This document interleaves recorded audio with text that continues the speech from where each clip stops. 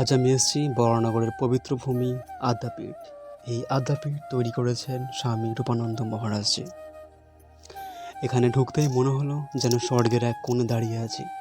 চারপাশে অসংখ্য মন্দির, প্রতিটি মন্দিরের ভেতরে এক একটি কাহিনী, এক একটা বিশ্বাসের আলো।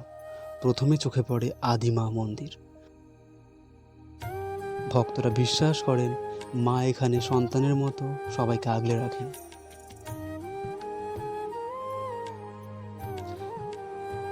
তারপর দেখা হলো যুগল মন্দির, রাধা গোবিন্দের যুগল রূপ। এখানে ভক্তি আবহে ভেসে আসে ভজন কীর্তন। দিনের এক বিশেষ সময়ে এখানে ভক্তদের মধ্যে পোলাও ও ভাত প্রসাদ বিতরণ করা হয়।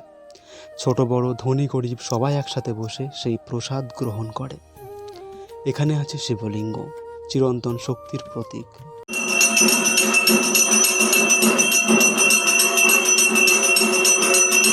আর সন্ধ্যাবেলায় শুরু হয় সন্ধ্যা আরতি। ঘণ্টার শঙ্খের ধ্বনি, ধূপধুনোর গন্ধ, ভক্তদের সমবেত কণ্ঠে নাম সংকীর্তন। সেই মুহূর্তে মনে হয় যেন ভগবান নিজেই সামনে উপস্থিত। হাতে প্রসাদ নেওয়ার সঙ্গে সঙ্গে অন্তরে ভরে ওঠে শান্তি আর আনন্দ।